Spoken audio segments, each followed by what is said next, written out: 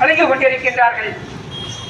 அதே வேலையை கடுமையாக செய்து கொண்டிருக்கக்கூடிய ஒப்பந்த தொழிலாளர்களாக இருக்கக்கூடிய 800 தொழிலாளர்கள், அவர்களுடைய ஊதியம் வெறும் 15,000 ரூபாய் மட்டுமே.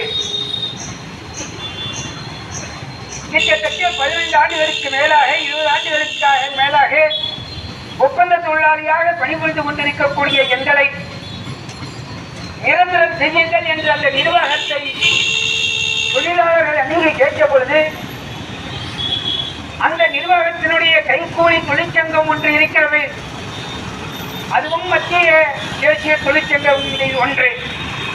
அந்த தொழிற்சங்கம் அந்த நிறுவனத்திற்கு சாதகமாக தொழிலாளிகளை கடந்த 5 ஆண்டுகளாக போராடி வரும் தொழிலாளிகளை கண்டுகாத நிலையில் இன்றைக்கு தொழிலாளிகளுக்காக உண்மையாக போராடக்கூடிய தன்னுடைய கோரிக்கைக்காக தொடர்ச்சியாக எத்தகைய தியாகத்தையும் செய்வதற்கு தயாராக இருக்கக்கூடிய புரட்சிகர ஒரே தொழிற்சங்கம் AICCTU என்பதை அந்த தொழிலாளர்கள் உணர்ந்து எங்களை அணுகி எங்களோடு இயக்கத்திலே பங்கேற்றார்கள்.